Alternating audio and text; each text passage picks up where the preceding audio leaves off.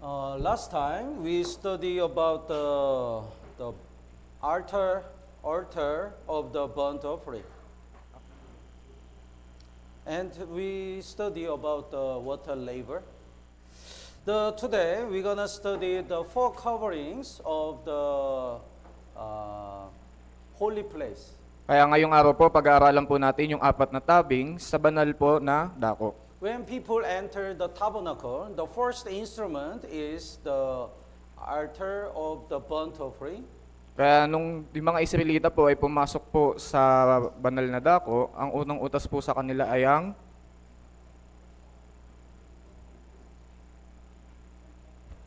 The English? English. Altar of burnt offering. Altar? Altar of Altar? Altar of coverings. Altar? Altar? Altar? Altar. Altar of burnt offering. Oh, so it indicates the death and resurrection of Jesus. Ito po ay tumutukoy sa pagkamatay at pagkabuhay po ni Hesukristo. And the second instrument is the water laver. At yung pangalawa po, ito po yung palanggana. Oh, so it indicates our holy Christian life. Ito po ay tumutukoy po para sa ating buhay Kristiyano. So God doesn't save us to enjoy to commit the sin freely. Ang Diyos po, hindi po tayo niligtas para po malaya na magkasala. God save us because God wants us to live holy Christian life. Tayo po ay niligtas ng Diyos dahil nais niya po na tayo ay ng banal na pamumuhay. So we studied the water laver was made by the bronze mirror which women used in the Egypt. Kaya nga ating po pag-aaralan yung patungkol po sa palanggana na gawa po sa ginto. So before, they used the mirror to check their appearance. Noon po, ginagamit po nila yung mga salamin para po masuri yung kanilang sarili. Oh, maganda, maganda. They check only appearance.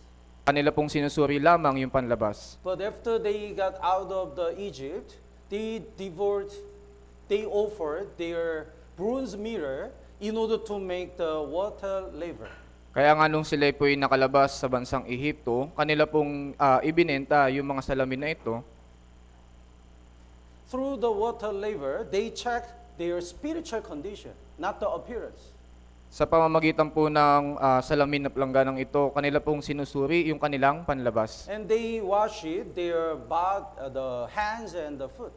At kanila pong hinuhugasan yung kanilang kamay at ang kanilang paa. So before we got salvation, appearance was important. Bago po tayo maligtas, yung panlabas po natin na anyo ay napakahalaga. But after we get salvation, we want to check our spiritual Christian life and we really want to be beautiful spiritually. Pero pagkatapos po nating maligtas, ating pong ninanais na maging maganda yung ating spiritual na pamumuhay. That is the holy Christian life. Yun po yung banal na Kristiyano. And after that, when the people enter the holy place, this is the holy place. Ito po yung banal na lugar. And when they enter, there are three instruments. At kapag sila po ay pumapasok, meron pong tatlong instrumento. And today, we're gonna study the four coverings of holy place. At ngayong araw, ating pong pag-aaralan yung apat na tabing ng banal na dako. Let's look at the Exodus chapter 26, verse 1. Tignan po natin sa Exodo, chapter 26, verse 1.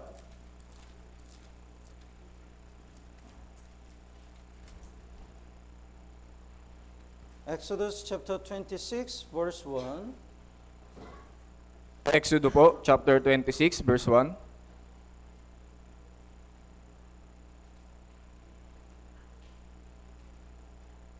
Basahin po natin ng sabay-sabay. 3, 2, 1. Bukod dito'y gagawin mo ang tabernakulo na may 10 tabing na hinabing pinong lino at asul, kulay ube at pula.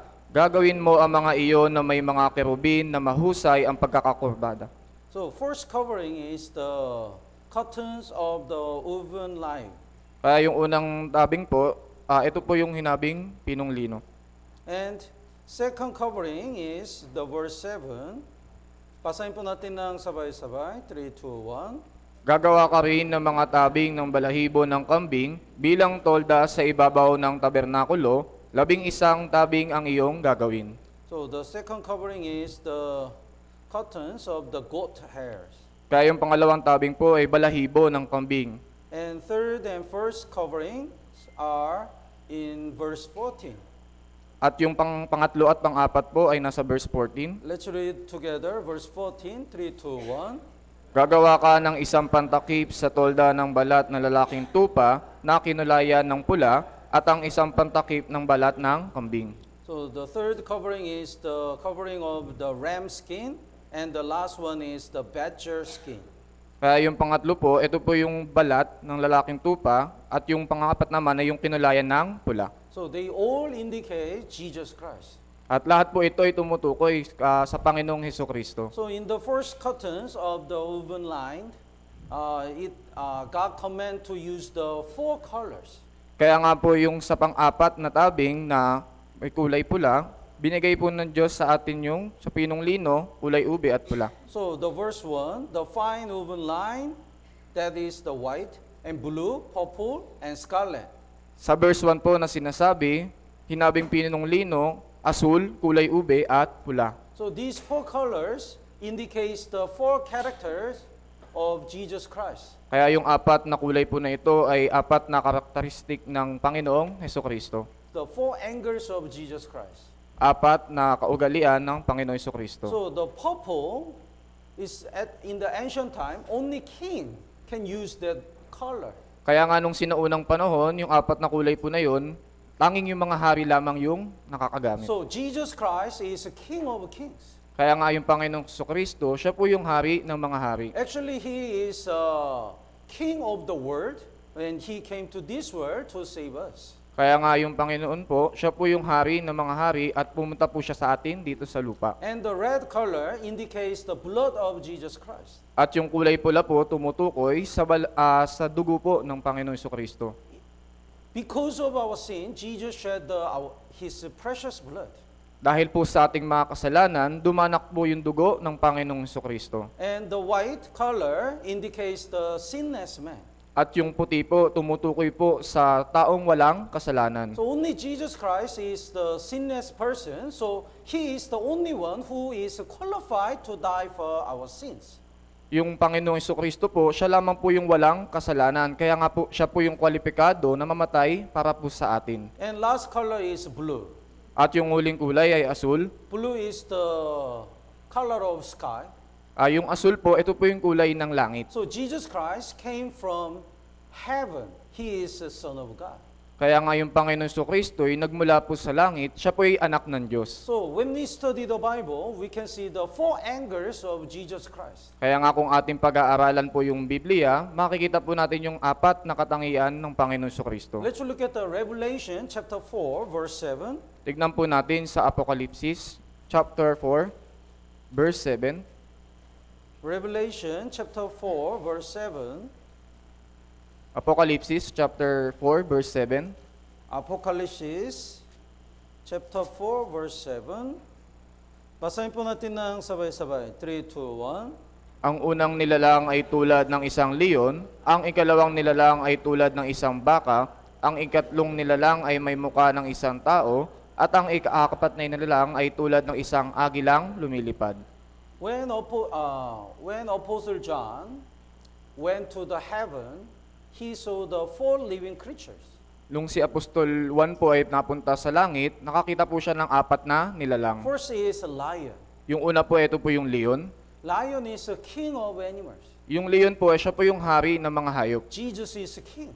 Si Jesus po yung hari. Actually, these 4 animals indicates Jesus Christ. Sa katunayan, yung apat po na nilang nito, tumutukoy din po sa Panginoong Hesukristo. So in the Bible, there are 4 Gospels, Matthew, Mark, Luke, John. Kaya nga sa Biblia, meron pong apat na ebanghelyong aklat. Ito po yung Matthew, Mark, Luke, John. And the Matthew is called the Gospel as a king. At yung Gospel of king. At yung aklat po ng Mateo, ito po yung tumutukol sa ebanghelyo patungkol sa hari. So when we read the Matthew, we can see the Jesus Christ as a king. Kung atin pong babasahin yung aklat po ng Mateo, makikita po natin yung Panginoon Kristo bilang hari. That's why there are so many fearful words, judgment, and sin. Kaya nga, pag makikita po natin dito, yung nakakatakot na salita at patungkol po sa paghukom. That's why it's hard to get salvation through the book of Matthew. Kaya nga sa katunayan, napakahirap pong maligtas pagka tinignan po natin yung aklat ng Mateo. People realize they are sinner and they will be judged through the book of Matthew.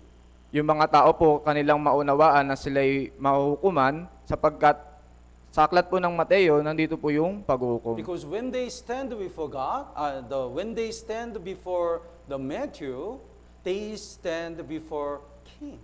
Dahil pag sila'y tumayo sa harapan po ng aklat ng Mateo, sila po'y tumatayo sa harap ng hari. And the red color, another creature in Revelation chapter 4 is a calf.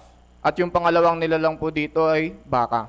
The calf is the animal which work hard. Yung baka po, ito po yung hayop na nagtatrabaho po ng masigasi. So Mark talking about Jesus Christ as a servant of God. Kaya Who yung- sacrifice. Kaya nga yung aklat po ng Marcos o Mark, ito po'y tumutukoy na si Yesu Kristo bilang isang lingkod. That's why in the Mark there is no genealogy of Jesus. Kaya nga sa aklat po ng Marcos, wala po yung mga salinlahi ng Panginoon Kristo. Because the servant doesn't have the genealogy. Sapagkat yung isang lingkod, wala po itong salinlahi. And there are so many words immediately, agad, agad. At napakarami pong salita dito na sinasabing agad. Because the servant should work immediately. Dahil yung lingkod, dapat magtrabaho po siya ng mabilisan. So Jesus always worked hard to achieve the gospel. Yung Panginoon Kristo, naglilingkod po siya ng husto para po sa ebanghelyo. And another third creature is man. At yung ikatlong nilalang, ito po yung tao. Jesus Christ came to this world as a man. Yung Panginoon Kristo po ay dumating dito sa mundo bilang tao. The Gospel of Luke talking about Jesus as a man. At yung aklat po ng Luke or Lucas, ito po ay patungkol sa Panginoong Kristo bilang isang tao. That's why there is the genealogy talking about the line of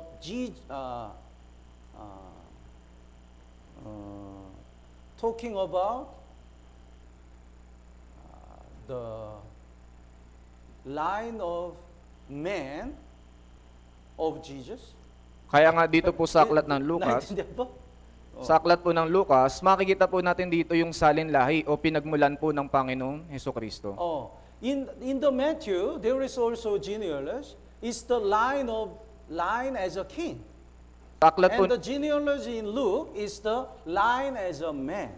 sa aklat po ng Mateo, opo, meron din pong salinlahi dito bilang patungkol sa kanya bilang hari. Pero sa aklat po ng Lucas, meron din salinlahi dito bilang patungkol na isang tao. And Luke is talking about the childhood of Jesus because it's talking about Jesus as a man. At yung aklat po ng Lucas, makikita po natin dito yung pagkabata ng Panginoong Kristo.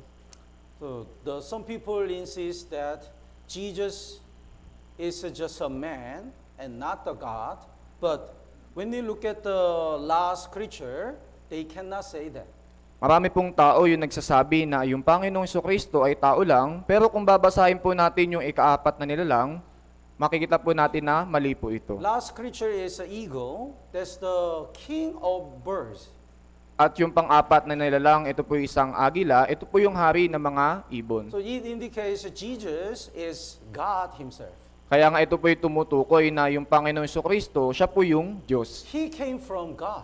He came from heaven, and he is a God who came to this world as a form of man. Ang Diyos po, ang Panginoong Kristo ay nagmula sa langit at pumunta po siya dito sa lupa upang mag-anyong tao. So the Gospel of John is totally different from other three Gospels. Kaya nga yung aklat po ni Juan o John ay malaki po yung pagkakaiba sa tatlo pong nabanggit na aklat. So Matthew, Mark, Luke, there are many common contents, but John is totally different. Kaya nga yung aklat ni Mateo, ni Marcos at ni Lucas, meron po silang pagkakapareho, na nilalaman, ngunit yung aklat po ni Juan ay malaki po yung pagkakaiba. Because Gospel of John explain Jesus as a God. Dahil yung aklat po ni Juan ay tumutukoy patungkol po sa Panginoong Hesukristo bilang isang Diyos. So four colors in the first covering indicates Jesus Christ and the four angles of Jesus.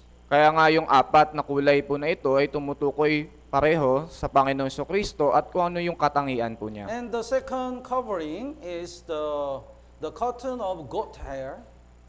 At yung pangalawang tabing po, ito po yung sa balat ng kambing.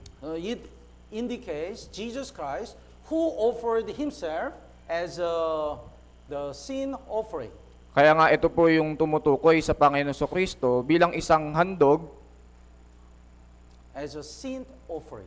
bilang isang handog pang makasalanan. So according to the record, the goat hair covering of goat hair, this picture looks white, but this picture is black. Sa katunayan, ito pong litrato po na ito, mukhang may kulay, pero ito po ay itim. So the Jewish biblical scholar Slamming insists the color of the goat must be black. Kaya nga yung mga dalubhasa po sa Biblia, kanila pong sinabi na yung kulay po nito ay itim. So it indicates Jesus Christ who took away all our sins. Ito po ay tumutukoy sa Panginoong Hesukristo na siyang nagdala ng ating mga kasalanan. In the day of the tabernacle, Israelites prepared the two goats. Sa araw po ng tabernakulo, yung mga Israelita po ay naghahanda ng dalawang kambing. Let's look at the Leviticus chapter 16. Tignan po natin sa Levitico chapter 16.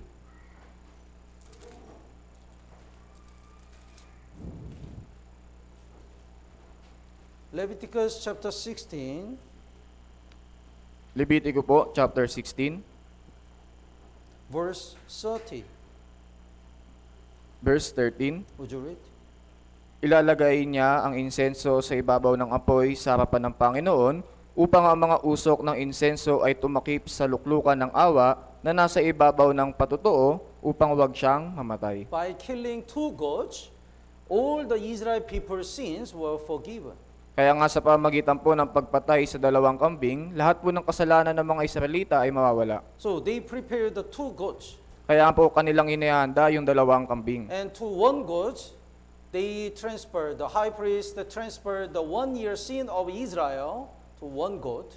Kaya nga yung isang kambing, hinawakan po ito ng pari upang mailipat yung kasalanan. And the other goat, one man carried it to the wilderness. At yung isang kambing po, kanilang dinadala po ito sa ilang. And according to the record, until it dies, he watched it. Kaya nga po, base po sa talata, ito pong kambing na iniwan, kanila po itong tinitignan hanggang sa mamatay. So the two goats indicates the Jesus Christ who devoted himself for forgiveness of our sins. Kaya nga po yung dalawang kambing po na ito ay patungkol sa ginawa po ng Panginoong Hesukristo. Without these two goats, Israel people couldn't be forgiven. Kaya nga kung wala po yung dalawang kambing po na ito, But not because they are good persons.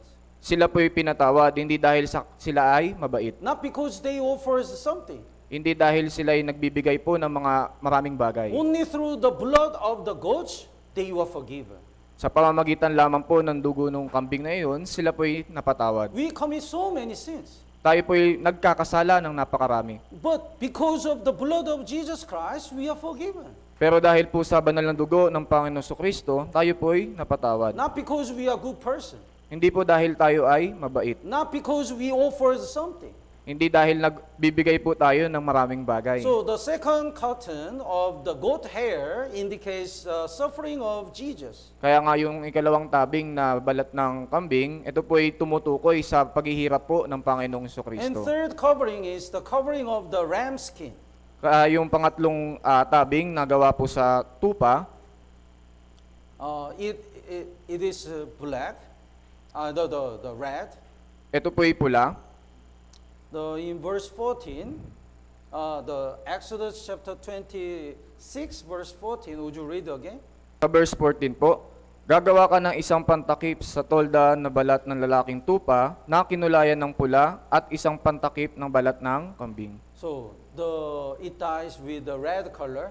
It's red, Ito po'y hinaluan o nilagyan po ng pula. and it's ram skin. At ito po'y balat ng lalaking tupa. It indicates the blood of Jesus, that Jesus shed in order to forgive us.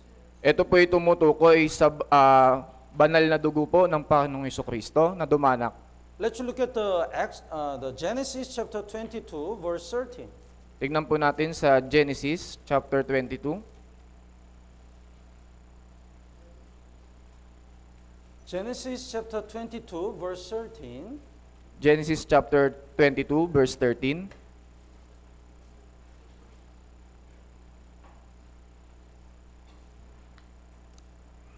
The verse 1 and 2 first. 1 and 2. 1 and 2. Would you read? Sa verse 1 and 2 po, babasahin ko po. Pagkatapos ng mga bagay na ito'y sinubok ng Diyos si Abraham at sinabi sa kanya, Abraham, at sinabi niya, narito ako, at kanyang sinabi, kunin mo ngayon ang iyong anak, ang iyong kaisa-isang anak na si Isaac, na iyong minamahal, at pumunta ka sa lupain ng Moria, ialay mo siya bilang handog na susunugin sa itaas ng isang mga bundok na aking sasabihin sa iyo. So Abraham had Isaac when he was 100 years old. Kaya nga si Abraham po, nagkaroon na po siya ng isang anak, si Isaac, nung siya po'y 100 taong gulang. So Isaac is most precious in his life. Kaya nga si Isaac po yung napakahalaga sa kanyang buhay. He was more precious, more important than even his life. Si Isaac po yung mas mahalaga kaysa po sa kanyang buhay. But God commanded Abraham to offer Isaac as a burnt offering. Ngunit inuutusan po ng Diyos si Abraham na ialay po yung kanyang anak na si Isaac. The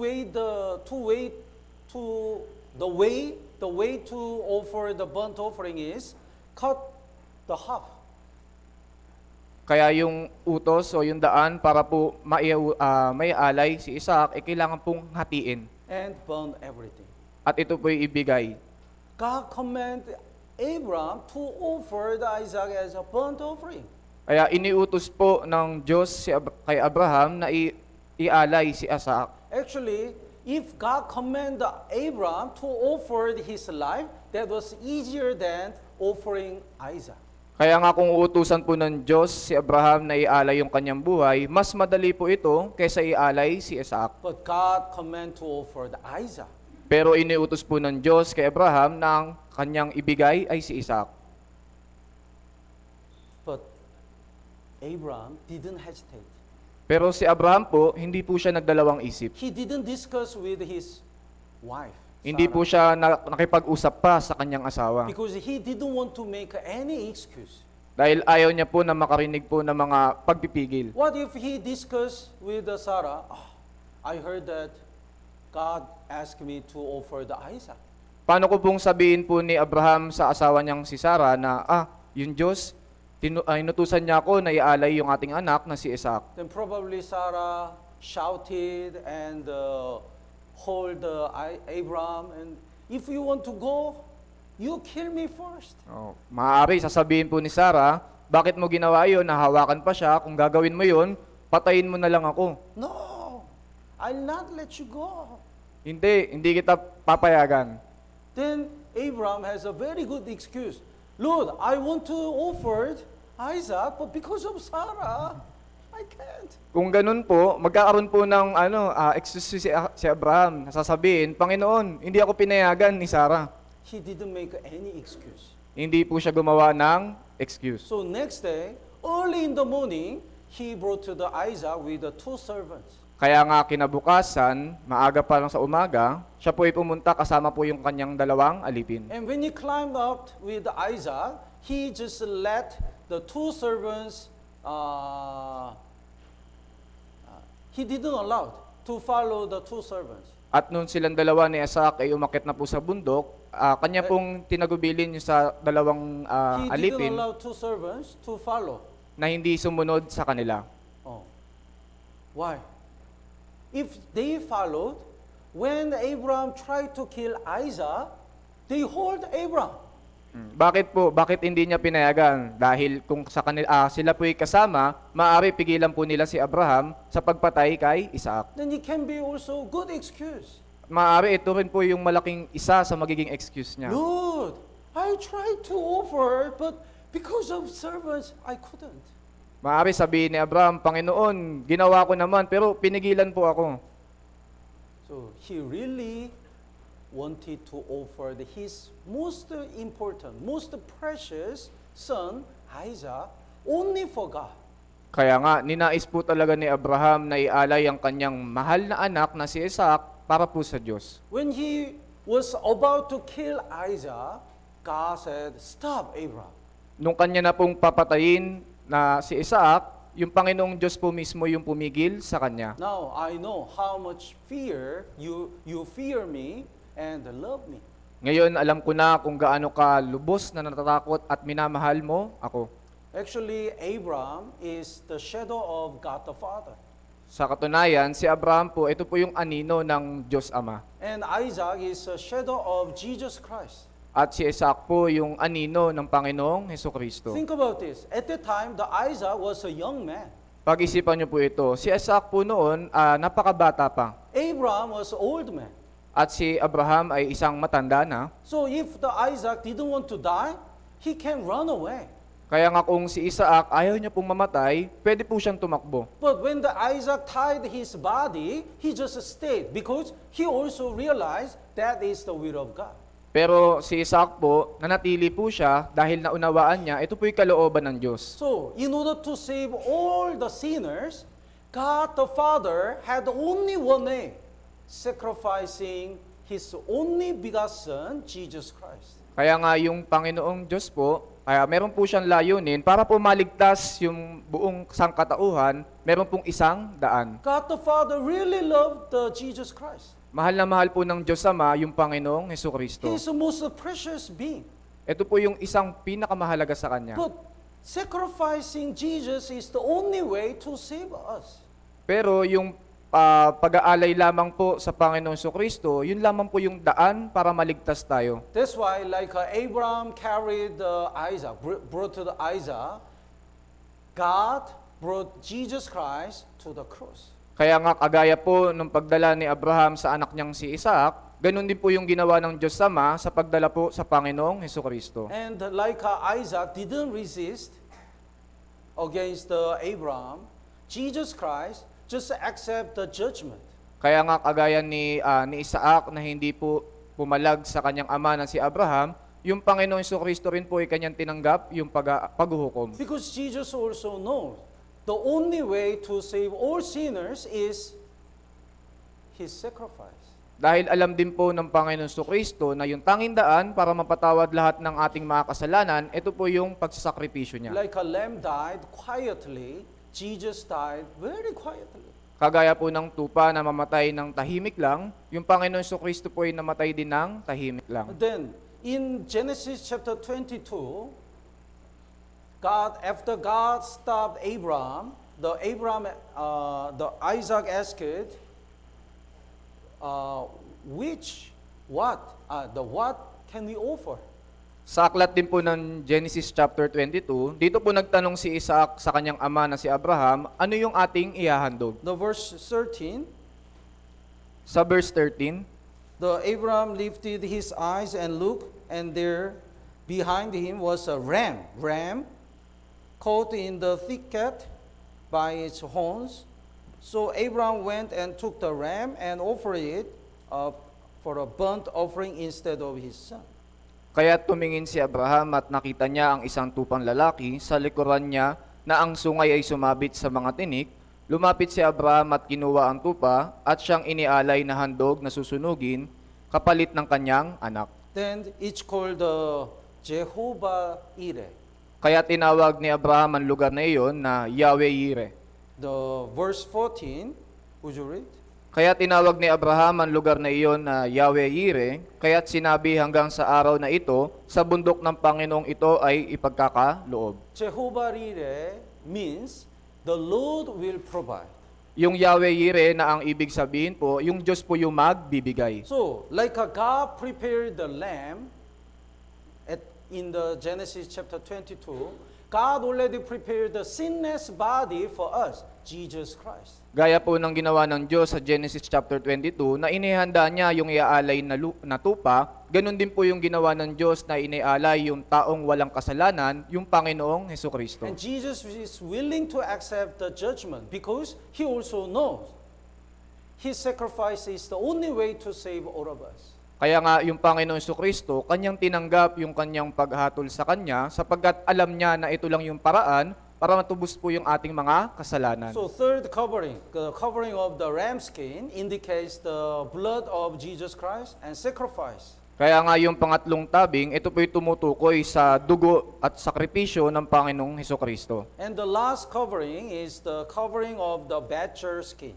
At yung panghuli po, ito po'y tabing mula sa pantakip na balat ng kambing. Verse 14. Badger. What do you call? Balat ng kambing. Panalak. Balat ng kambing. The badger. Balat. Balat ng kambing. Balat. Kambing. Kambing. Kambing. Kambing. Do you know kambing? Badger.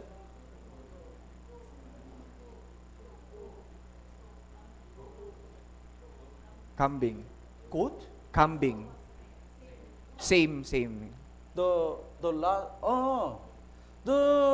In English is badger. This is badger. Sa English po, ito po yung badger.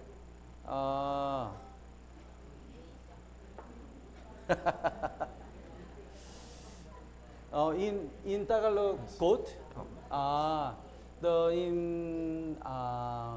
Korean version or English version, other version, interpret the badger, Sa ibang not kambing. Sa ibang salin po, ito po yung badger na tinutukoy, hindi po yung kambing.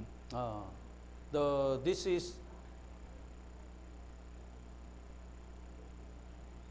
badger.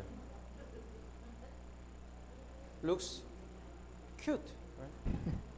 Kaya mukha pong cute. This animal live in the Red Sea and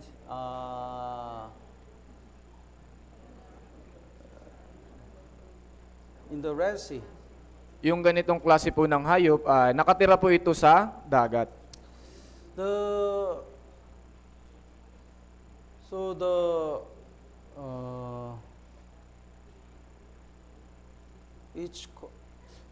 Have you heard dugong? Dugong. Dugong? Oh, you know. Its name is dugong. Ay, ang pangalan po nito ay dugong. So they live in the Nile River in Egypt or the Red Sea. Ito po yung nakatira sa Nile River o kaya naman sa Red Sea. So Israel people use the skin to make their shoes, and God command them to use it to make a last cover. Kaya nga yung mga Israelita, ginagawa po nila ito bilang kanilang pantakip sa paa at ito po yung inuutos ng Diyos bilang huling tabing. So the people just look at the last cover, the skin of the dugong, the badger skin. Kaya nga yung mga Israelita ay tinitignan po nila ito at ang kanilang makikita lamang ay ito po yung balat ng kambing. That's why it looks pangit. Kaya nga mukha pong pangit. It looks poor. Hindi po, mukha po siyang mahirap na gawa. People use that skin to make the shoes. That's why they don't. It doesn't look precious. Yung mga tao, ginagawa lang ito bilang pantakip sa paa, kaya nga mukhang hindi siya mahalaga. When they cover the full covering, even though there are four coverings, people just look at the last covering. Kaya nga kahit ito pong tabing na ito, ito pong lugar na ito ay may 4 na tabing, kanilang lamang nakikita yung panghuling tabing. And people cannot see the inside of the holy place. Kaya nga hindi din po nila nakikita yung loob po ng banal na dako. But amazing thing is, even though it looks poor and the pangit, inside, when we entered in the holy place, they are so peaceful. Kaya nga kahit po hindi po ito magandang tignan, sa loob po nito, dito po natin makikita yung napakabanal na dako. Out of the holy place, no matter what happens, when the person enter the holy place, they are so protected, protected and peaceful. Kaya nga kahit ano pong mangyari sa labas po ng lugar na ito, pero kung papasok po yung tao sa loob, napakapayapa po ng lugar. Remember the Noah's Ark. Kaya nga alalahanin po natin yung sa arko ni Noe. The people out of the ark and people in the ark, they are totally different. Kaya nga yung mga tao sa labas po ng arko at yung mga tao sa loob po ng arko, malaki po yung pagkakaiba nila. When the people stayed out of the ark, they have no way to avoid the God's judgment. Yung mga tao na nanatili sa labas po ng arko, wala po silang ibang paraan para maiwasan yung paghatol ng Diyos. 40 days and night when the rain comes, they are so fearful and they were judged.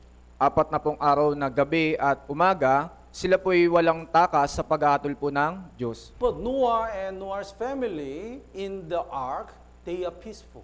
Ngunit yung pamilya po ni Noe at yung kanyang mga anak, sila po'y payapa na nasa loob po ng arko. Even though it's shaken, they really believe they are protected and they are guided by God. Kahit ito po'y maalog o magalaw man, sila po'y magtitiwala sa Diyos lamang. So this tabernacle indicates Jesus Christ. Kaya nga yung tabernakulo po na ito ay tumutukoy sa Panginoong Hesukristo. He looks just a poor man who died on the cross. Mukha lamang po siyang mahirap na tao na namatay po sa krus And he didn't have any beauty. at wala man lang man po sa kanya na kagandahan. But whoever believes in Jesus, whoever is in Jesus, is peaceful. Kaya nga kung sino man po yung sumampalataya o maniwala sa Panginoong Hesukristo, sila po yung meron tunay na kapayapaan. Let's look at the John chapter 16. Tignan po natin sa aklat po ni Juan, chapter 16, John chapter 16, Verse 33. sa verse 33.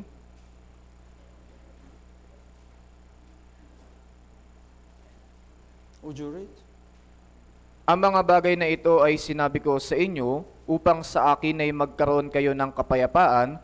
Sa sanlibutan ay nahaharap kayo sa pag-uusig, ngunit lakasan ninyo ang inyong loob, dinaig ko na ang sanlibutan. Jesus Christ came to this world to give us the true peace. Yung Panginoon Hesukristo ay pumunta dito sa lupa upang bigyan tayo ng tunay na kapayapaan. Sinner cannot have a peace because the sinners are supposed to go to hell. Yung mga makasalanan ng tao ay walang tunay na kapayapaan sapagkat sila ay nakadistino mapunta sa But impyerno. when Jesus redeemed all people's sin, Jesus said, peace to you, peace with you. Kaya nga nung pinatawad ng Diyos o ng Panginoon Hesukristo yung lahat ng mga kasalanan, siya po yung nagsalita na yung kapayapaan ay sumainyo. So Jesus said, in me you may have a peace. Kaya sinabi po ng Panginoon Hesukristo na yung kapayapaan ay sumainyo. In the world you will have a tribulation. So it means out of the Noah's ark, the storm comes. Kaya nga ibig po sabihin nito, sa labas po ng arko ni Noe, yung bagyo pwedeng dumating. But be of good cheer, I have overcome the world. Like Jesus overcome the world, we will overcome the world because we are in Jesus. Kaya nga sinabi ng Panginoon Hesukristo, dinaig ko na ang sanlibutan, kaya ganun din sa atin, sinasabi ng Diyos sa atin na mapagtatagumpayan natin yung sanlibutan. And so when we get salvation entered in Jesus, we are so peaceful no matter what happens. Kaya nga kung tunay na pumasok sa atin yung kaligtasan, meron tayong tunay na kapayapaan sa Panginoong Hesukristo. Even though we have so many tribulation, the last hope is anyway we go to heaven no matter what happens. Kahit sobra po nating daming kahirapan, lagi po natin masasabi na ganun pa man, mapupunta pa rin ako sa langit. How can we solve this problem and what shall we do? But even though we have so many problems which we cannot solve, when we reach that idea, anyway, we're gonna go to heaven, then we become peaceful again. Kaya nga, pag-iisipan natin na ganito na paano ko ma-resolve yung problema na to, maiisip pa rin natin na kahit hindi ko ito maresolba, mapupunta ako sa langit. Let's look at the Psalm number 27. Tignan po natin sa awit, chapter 27. Noah's Ark also is a symbol of the church. Yung arko po ni Noe ay sumisimbolo din po ito sa iglesia. Because the body of Jesus Christ is the church. Sapagkat yung katawan po ng Panginoon Kristo, ito po yung iglesia. So staying in the church is staying in Jesus. Kaya nga yung pananatili po sa iglesia o sa church, ito po yung pananatili sa Panginoong Kristo. And Psalm number 27 is the Psalm of David. Kaya nga sa aklat po ng mga awit, chapter 27, ito po yung awit ni David. And he wished only one thing in his whole life. Kaya nga isa lang po yung hiniling niya sa kanyang buong buhay. He wants to stay in God. Nais niya po na manatili lamang sa Diyos. Verse 4, Sa verse 4 po, basahin po natin ng sabay-sabay. 3, 2, 1. isang bagay ang inihingi ko sa Panginoon na aking hahanapin, na ako'y makapanirahan sa bahay ng Panginoon sa lahat ng mga araw ng aking buhay upang mamasdan ang kagandahan ng Panginoon at sumangguni sa kanyang templo. He prayed, one thing I have a desire of the Lord. Lord, I wish only one thing. Sabi po dito, isang bagay yung hiningi ko sa Panginoon, Panginoon, meron po akong isang hiling, That I may dwell in the house of the Lord all the days of my life. na ako'y makapanirahan sa bahay ng Panginoon sa lahat ng aking buhay. We also have a wish. We really want to stay in the church until we stand before God. Meron din po tayong ganitong kahilingan. Meron tayong kahilingan na manatili po sa church hanggang sa dumating yung Panginoon Kristo. Sometimes we look at the brothers and sisters who depart from the church. Kung minsan tinitignan natin yung mga brothers and sisters na umaalis po sa church. From someday, they don't come to the church. Kaya nga may mga araw na hindi na sila dumadalo sa church. And even though we visit them, their heart is really cold. Kaya nga kahit bisitahin po natin sila, yung kanilang puso po ay malamig na. And it has been 1 year, 2 year, 5 year, 10 years. At lilipas po yung 1 taon, 5 taon, 10 taon, Then we have a doubt. We have a big question. Why they are so different while they staying in the church or out of the church? kaya nga magkakaroon tayo ng klaseng tanong na ganito, bakit ibang-iba sila, mas nananatili sila sa labas ng iglesia? Sometimes we look at the brothers and sisters who don't want to come to the church. Kung minsan tinitignan din natin yung mga brothers and sisters na hindi po pumupunta ng iglesia. Because of this brother, sister, because of this happening, because of that, I don't want to come to the church. Dahil sa mga ganitong klase ng problema, kaya ayokong pumunta ng church. I don't know why. Hindi ko alam kung bakit. But Bible says David's only wish is, Lord, I desire only one thing. I want to stay in your house. Pero si David po, meron lang po siyang panalangin sa Panginoon. Ito po yung makapanirahan sa bahay ng Panginoon sa lahat ng kanyang araw. He didn't want to be a king. Hindi niya po ninais na maging hari. He didn't want to be rich. Hindi niya po ninais na maging mayaman. Only one thing he wished is to stay in the house of the Lord. Yung kanya lamang pong kahilingan ay yung makapanatili po sa bahay ng Diyos. This is the heart of saved people. Ito po yung puso ng mga ligtas na tao. We also really wish to stay in the church, not departing from the church until we stand before God. Ating din po ninanais o ipinapanalangin na makapanatili po sa iglesia, hindi po yung umalis. Let's look at the Proverbs chapter 30. Tignan po natin sa aklat po ng Kawikaan, Proverbs chapter 30, chapter 13, Kawikaan chapter 13, verse 24. sa verse 24 po. 24, there are 4 things which are little on the earth, but they are extremely wise. Sabi po dito sa verse 30, Proverbs chapter 30. ay nasa isa. My pronunciation? 30. 30. Kawikaan chapter 30, verse 24. 30. Verse 24. Sa verse 24, sabi po dito, may 4 na bagay na maliliit sa lupa, ngunit sila'y matatalinong lubha. Yes. So they are weak. Kaya nga sila po'y matatalino. So anytime they can be destroyed. Kaya nga, Kahit anong oras, pwede po silang patayin. They can be the target of other animals. Pwede po silang asintahin ng ibang mga hayop. But they are extremely wise. Pero sila po ay matatalino. That's why they know how to be survived. Kaya nga alam po nila kung paano po makapamuhay. One of them is the verse 28, lizard. Yung isa po dito, nasa verse 28, ito po yung butiki. Would you read? Mahahawakan ng iyong mga kamay ang butiki, gayon man, ito'y nasa mga palasyo ng mga hari. Lizard? Butiki. Butiki. Putiki? Yes. Putiki, putiki. Oh, putiki is very weak. Kaya yung butiki po, mahina po ito. When they slept, it dies. O, pag ginampas po natin nito ng tsinelas, agad silang mamamatay. But the Bible says, this lizard is so wise. Pero sinabi po dito sa Biblia na yung butiki po na ito ay napakatalino. He knows where he can be glorious. Kaya nga alam po niya kung saan po siya nararapat. So he doesn't stay the other place. He stayed in the kingdom. Hindi po siya nananatili sa ibang lugar. Nananatili po siya sa bahay ng hari. King's palaces. Sa bahay ng hari. Then it becomes special, right? Kaya nga, special po sila. It's not just any other lizard. It's the lizard in the king's palaces. Hindi po sila butiki lang. Sila po yung butiki na nasa bahay ng hari. Actually, there are so many dogs. Patunayan po niya, napakarami din pong mga nasa labas. But when one dog is selected to the king, it becomes a king's dog. Kaya nga kung yung aso po na ito ay mapagbibigyan ng pagkakataon na sa bahay ng hari, ito po yung magiging aso ng hari. It becomes special. Magiging special po ito. So, we are so weak and just ordinary sinner.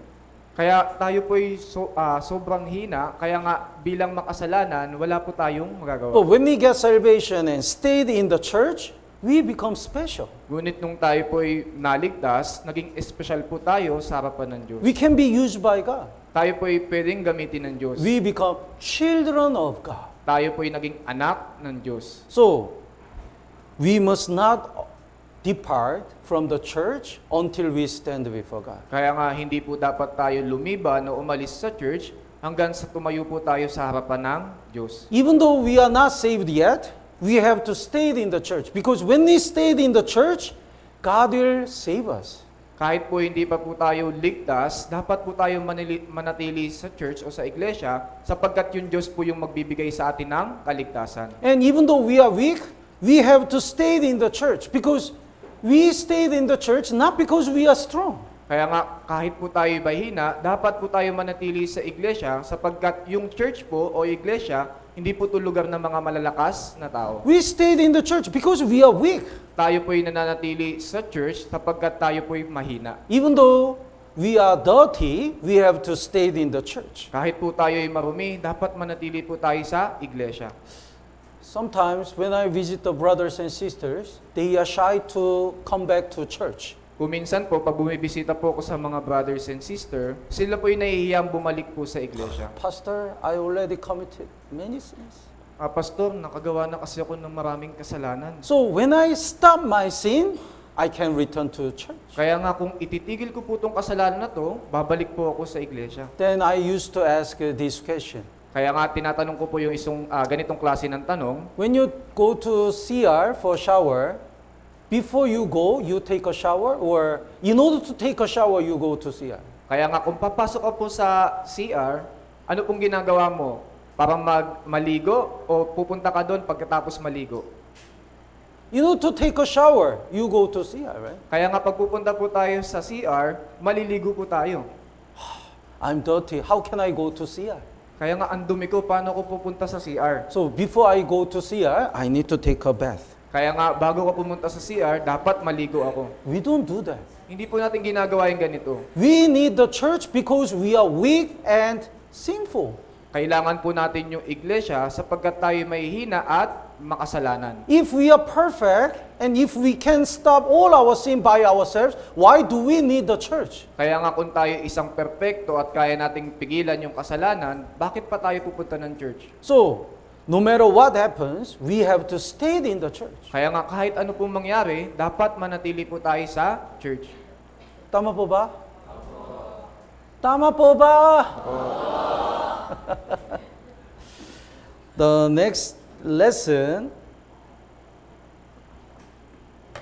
is out of the tabernacle, the holy place, it looks poor and pangit. Sa labas po ng banal na dako, ito po ay hindi magandang tignan o pangit. But when the people entered the holy place, they really got shocked because it's all covered by gold. Kaya nga kung yung mga tao ay papasok sa banal na dako, sila po ay lubang magugulat sapagkat yung loob po nito puno ng ginto. So it looks so shiny and beautiful. Kaya nakakakintang tignan at napakaganda. These days, the price of gold is really increased. Kaya nga yung presyo ng ginto sa atin sa panahon natin ito ay tumataas. So I think if we have only this much gold, it's more than enough to finish our construction. Kaya nga kung meron tayong ginto na ganito lamang kalaki, pwede na pong matapos yung construction ng church building. But the holy place is all covered by gold. Ngunit yung banal na dako po, ito po ay natatalokban ng puro It's ginto. really priceless. At napakataas po ng presyo na to. So it seems like one millionaire wear the very poor clothes. Nagmukha po na yung isang milyonaryo, nakasuot lang ng pangmahirap na kasuotan. So other people can despise him. Oh, you are so poor and old. Pwede nilang sabihin dun sa milyonaryo na to na, mahirap ka. But he's a millionaire. Pero isa po siyang milyonaryo. People didn't recognize him. Hindi po siya nakilala ng mga tao. That is Jesus Christ. Ganito rin po sa Panginoong Hesukristo. People couldn't see his beauty and his value. Yung mga tao po, hindi po nila makikita yung kahalagahan ng Panginoong Hesukristo. That's why all the people despise him. Kaya nga halos lahat ng tao po ay sila ay tinatwa nila. Let's look at Isaiah chapter 53. Tignan po natin sa aklat po ng Isaías, Isaiah chapter 53, chapter 53. Isaías chapter 53. verse 2, would you read? Sa verse 2 po, sapagkat siya'y tumubo sa harapan niya na gaya ng sariwang pananim at gaya ng ugat ng satuyong lupa. Siya ay walang anyo o kagandahan man na dapat nating pagmasdan siya at walang kagandahan na may ibigan natin sa kanya. He didn't have any beauty. Kaya nga wala man pong anumang kagandahan sa kanya. That's why the verse 3, he is despised and rejected by man. Kaya nga sinabi sa verse 3, siya'y hinamak at itinakwil ng mga tao. Nobody recognized who Jesus was. Wala pong anuman, kung sino man, yung nakakakilala sa Panginoong Hesukristo. Because he is covered by the covering of better skin. Sapagkat siya po'y nababalutan ng balat ng kambing. But he is God. Pero siya po'y Diyos. So verse 1, basahin po natin ng sabay-sabay. 3, 2, 1. Sinong naniwala sa aming narinig at kanino nahayag ang bisig ng Panginoon? To whom has the arm of the Lord been revealed? The arm of the Lord indicates the power of the Lord. Kanino nahayag ang bisig ng Panginoon? Ang ibig sabihin po nito ay yung kapangyarihan ng Diyos. So power of the Lord is revealed in the life of Jesus. Yung kapangyarihan po ng Diyos ay naipakita sa buhay po ng Panginoong Hesukristo. So even though there is no beauty, He is God Himself. Kaya nga kahit wala man pong anyo ng kagandahan sa Kanya, siya po yung Diyos mismo. And He is Savior. The verse 12, basahin po natin ng sabay-sabay. 3, 2, 1. Kaya't ahatian ko siya ng bahagi na kasama ng dakila at kanyang hahatiin ng samsam na kasama ng malakas sapagkat kanyang ibinuhos ang kanyang kaluluwa sa kamatayan at ibinilang na kasama ng mga lumalabag, gayon may pinasan niya ang kasalanan ng marami at namagitan para sa mga lumalabag. Yes. Even though people didn't know, Jesus, the last part, bore the sin of many and made the intercession of the transgressors. Kaya nga, kahit po hindi alam ng mga tao, yung Panginoon Hesukristo, dito po sa last part na mababasa natin, gayon may pinasan niya ang kasalanan ng marami at namagitan para sa mga lumalabag. So finally, God the Father will raise Jesus up as a king. Sa kauli-ulian po nito, yung Diyos Ama, kanya pong itataas yung Panginoong Hesukristo. He becomes glorious. Siya po'y maluluwalhati. That's why the first part in verse 12, I'll divide him a portion with the great, and he will divide the spoil with the strong, because he poured out his soul unto death. Kaya nga sa first part o sa unang bahagi ng verse 12, kaya't ahatiin ko siya na bahagi na kasama ng dakila at kanyang hahatiin ang samsam na kasama ng malakas sapagkat kanyang ibinuhos ang kanyang kaluluwa sa kamatayan. Let's look at the Revelation chapter 1. Tignan po natin sa aklat po ng Apokalipsis chapter 1. Revelation chapter 1, verse 13. Apokalipsis chapter 1 verse 13.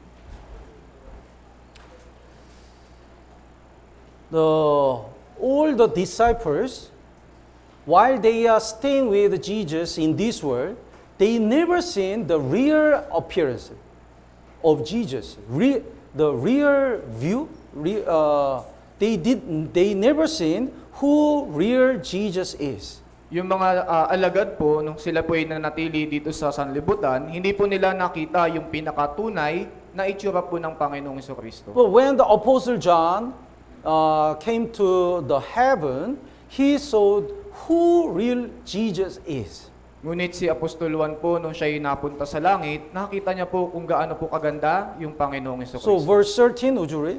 Sa verse 13, dito po sinabi, at sa gitna ng mga ilawan ay may isang katulad ng isang anak ng tao na may suot na damit na hanggang sa paa at may gintong bigkis sa kanyang dibdib. So he is working in the church. The lampstand indicates the church. Kaya nga yung dito po, yung isang ilawan, ito po'y tumutungkol sa church. And he became glorious. At siya po'y naging maganda sa paningin. He has he girded about the chest with a golden band. At siya Only po'y- the king and nobleman have the golden band. At siya po'y may suot na gintong bigkis sa kanyang dibdib. Lahat po ng hari may mga ganito pong kasuotan. So Jesus is so glorious. Kaya nga yung Panginoon Kristo dito ay niluluwalhati. And verse 14, would you read? At sa verse 14, at ang kanyang ulo at ang kanyang buhok ay mapuputi gaya ng balahibo ng tupa, gaya ng niebe, at ang kanyang mga mata ay gaya ng ningas ng apoy. His head and hair were white. Like Yung kanya pong buhok ay puti. we have a silver group. Meron po tayong silvers group. I also have many white hairs.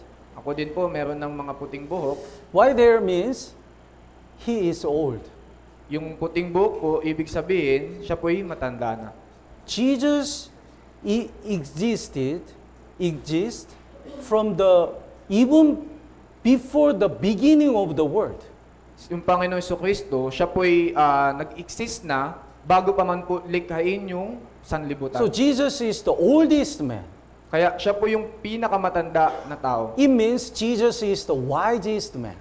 Ibig sabihin po nun, yung Panginoon Kristo, siya po yung pinakamatalinong tao. And the white hairs, like a wool, also indicates the sinless person. At yung puting buhok po sa tao, ito po yung kumakatuwang sa walang kasalanang tao. Jesus is clean. Yung Panginoon Kristo po ay malinis. But his eyes like a flame of fire. It means Jesus is the judge who watched everything.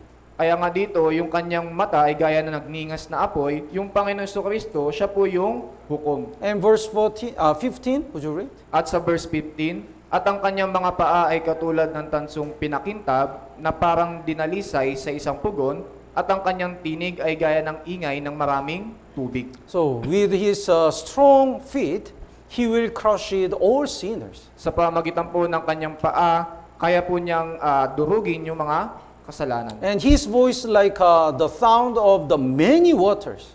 At yung kanya pong isang pugon ay kanyang tinig na gaya ng ingay ng maraming tubig. Have you heard the sound of many waters? Narinig niyo na po ba yung ingay ng maraming tubig? Yes, Pastor. When I opened the faucet, Opo, Pastor, pag binuksan ko po yung gripo sa amin, not that much. hindi po yung ganito.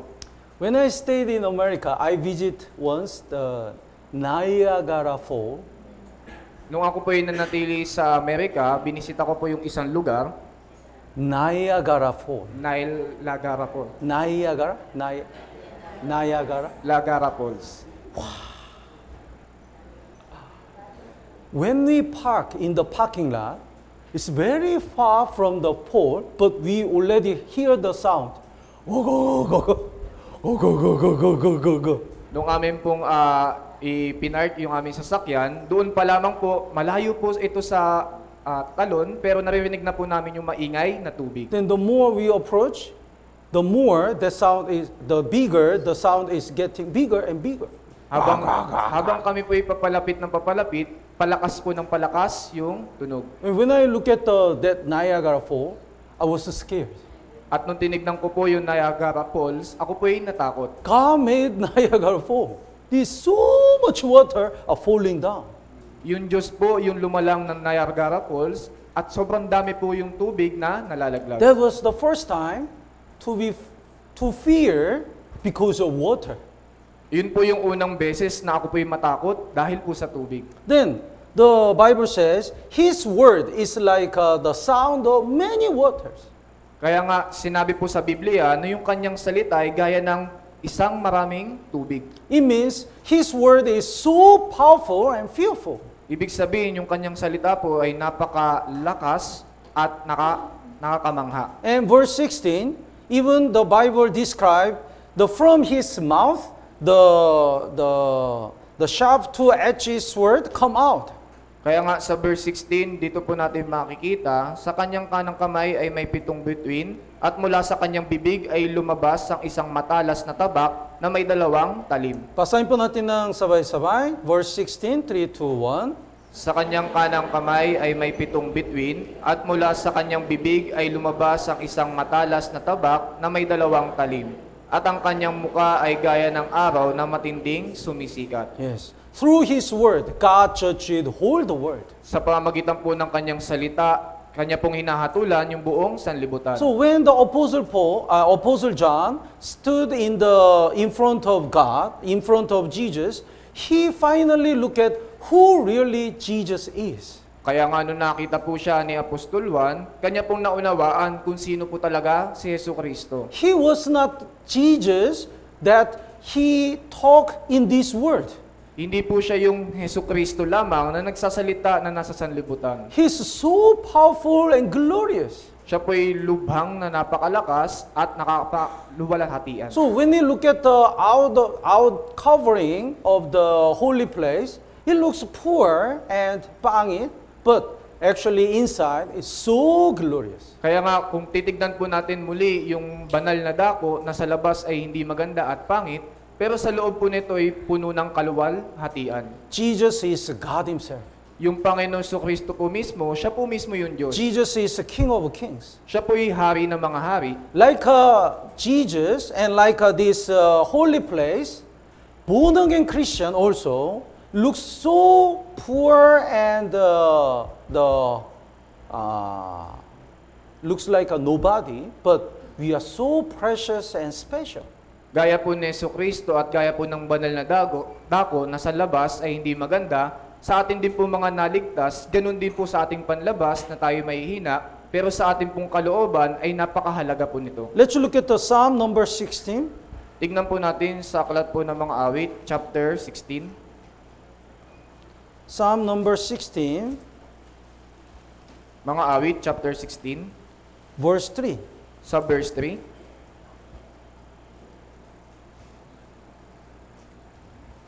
Psalm number 16, verse 3. Mga awit, chapter 16, verse 3. Basahin po natin ng sabay-sabay. 3, 2, 1. Tungkol sa banal na lupa, sila ang mararangal, sa kanila ako lubos na natutuwa. Yes. In this world, the saved people look so poor and nobody. Sa sanlibutan o sa mundo pong ito, yung mga ligtas po na tao, mukha po silang mga mahihina at mukhang walang pagkakakilanlan. But actually, they are children of God. Pero sa katunayan, sila po yung mga anak ng Diyos. They are most precious persons in the eyes of God. Sila po yung napakahalaga sa paningin po ng Diyos. So God said, they are the excellent ones in whom is all my delight. Kaya nga sinabi ng Diyos, sila ang mararangal, sa kanila ako lubos na natutuwa. So we must not forget our identity. Dapat po nating hindi makalimutan yung ating pagkakakilanlan. Don't judge yourself because of the appearance. Huwag niyo pong hatulan ang inyong sarili dahil po sa inyong panlabas na anyo. Don't forget your identity. Huwag niyo pong kalimutan yung inyong pagkakakilanlan. Don't forget who you really are. Huwag niyo pong kalimutan kung sino po talaga kayo. Even though we have nothing in this world, when we look at ourselves, we have a salvation, we are the children of God, and God is with us. Kahit man po sa paningin ng sanlibutan ay parang wala lang tayong pagkakakilanlan, sa atin po, tayo po'y anak ng Diyos, tayo po'y niligtas, tayo po'y mahalaga sa Kanya. Let's look at the 2 Corinthians, the last verse, 2 Corinthians chapter 6, Tingnan po natin sa ikalawang Korinto, chapter 6, verse 2 8. Corinthians, chapter 6, verse 8.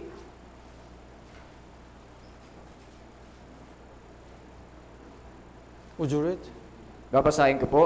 Sa pamagitan ng karangalan at kasiraang puri, sa pamagitan ng masamang pagkakilala at ng mabuting pagkakilala, itunuring kaming mga mandaraya, gayon may matatapat. And verse 9 and 10, basahin po natin ng sabay-sabay. 3, 2, 1. Waring mga hindi kilala, gayon may kilalang kilala, tulad sa nag-iingalo at narito, kami ay buhay, gaya ng mga pinarurusahan, subalit hindi pinapatay, tulad sa nalulungkot, gayon may laging nagagalak, tulad sa mga dukha, gayon may pinayayaman ang marami, gaya ng walang pag-aari, gayon may mayroon lahat ng bagay. Yes. Even though we have so many sufferings and other people despise us in this world, we are the children of God. Kahit po napakarami ng ating paghihirap at hindi po tayo tinitig ng mabuti ng mga tao, tayo po yung mga anak ng Diyos. I heard the one brother's testimony. Narinig ko po yung isang patotoo ng isa po nating brother. When he was a childhood, whenever he ate street food, he had one friend. He really want to eat their food together. Nung siya po'y bata pa, lagi po siyang kumakain ng street food. Pero meron po siyang kaibigan na lagi pong nakakita sa He kanya. didn't have money. Wala po siyang pera. So he always watch it the street. Masarap ba? Masarap? Kaya nga kanyang tinitignan yung kaibigan niya, tinatanong niya na, masarap ba? You want to try? Gusto mo Okay. ba subukan? He shared some part. Kaya nga binigyan niya po ito. Then his friend ate. Oh, very good. Kaya nga kinain po ito ng kaibigan niya at sinabi niya, oh, masarap nga. So this brother always had the compassion to him. Kaya nga itong brother po na ito, lagi po siyang may awa sa kanya. You're so poor. So okay, you take this. Oh, napakahirap mo, bigyan kita. Ito, oh. But when it was a birthday, he invite friends. Kaya nga nung yung kaibigan po niya na ito na ay nag-birthday, kanya pong inimbitahan siya. And when this brother visit his house, he got shocked. Kaya nga yung brother po na ito nang bumisita sa kanyang bahay, siya po'y lubang nagulat. His house is a building. Yung kanya pong Like a bahay ay building. AIC building, whole building. Oh, kagaya po nitong AIC building. Building po yung bahay niya. And that family owned a lot of lot. Kaya nga yung pamilya po nito ay maraming lupain. And his father is a principal of the college. Kaya nga yung kanyang amahin po ay isang principal sa isang kolehiyo. So he looks so nice a house and shiny. Kaya nga napakaganda po ng bahay at maliwanag. So he asked him, why you always says you don't have money? Kaya nga sinabi po ng brother na ito, bakit lagi mo sinasabi na wala You kang pera? deceive me. Niloko mo ko. Then he said, I never deceive you. Sinabi niya na hindi kita niloloko. I love street food, but my mother doesn't want me to eat the street food. So she doesn't give me the money. Kaya nga kanyang sinabi, gustong-gusto ko yung street food, pero yung aking nanay ay pinagbabawalan ako at hindi niya ako binibigyan ng pera. I have to eat the snacks which my mother prepared in the house. Kaya nga ang kailangan ko lang kainin ay yung snack o pagkain na hinihenda ng aking nanay. When the brother look at that snack, looks so nice. He said, he cannot compare that snack with the street food. Kaya nga no yung brother po na to, tinignan niya yung tinutukoy na snack o pagkain, ito po yung mas higit pa na mas mahal dun sa binibili nila. And he asked, why you wear the always old clothes? At kanyang tinanong po siya, bakit ka nagsusuot ng mga lumang damit? Then he said, because my father want me to learn how to save the money. So I always use the clothes coming from my elder brother. Kaya nga kanyang sinabi, gusto kong turuan ng aking ama na magtipid ng pera, kaya nga yung sinusuot kong lumang damit, ito po yung nagmula pa sa aking mga kuya. So actually, out of the house, he looks poor and beggar, but he was a trainee. Kaya nga, kung sa labas po ng kanilang tahanan o bahay, mukha po siyang mahirap o pulubi, pero dito po natin makikita na siya po ay He was a naturuan. trainee. Siya po ay natuturuan. Naintindihan po? We are sometimes persecuted and sometimes mocked and despised, but we are on training. Tayo po'y kung minsan inuusig o sinasabihan ng hindi maganda, pero sa lugar po na ito, tayo po ay sinasanay. No matter what happened, we never lose our salvation. Kung ano man po ang mangyari, yung ating kaligtasan na hindi na po mawawala. And no matter what happened, we must not forget who we really are. Kahit ano man po ang mangyari, hindi po natin makakalimutan kung sino tayo. So even though it's covering by the of the badger skin, inside is covered of gold. Kaya nga kahit mababalutan tayo ng balat ng kambing, kung sa looban po nito, nababalutan po tayo ng ginto. So today we learn the 4 coverings of the holy place. Kaya nga ngayong araw po, pinag-aralan natin yung 4 na tabing sa banal na dako. And next time we're gonna study the instruments in the holy place. Kaya nga sa susunod na linggo, atin pong pag-aaralan yung mga instrumento sa loob po ng banal na dako. Let's pray together. Tayo po yung manalangin. Our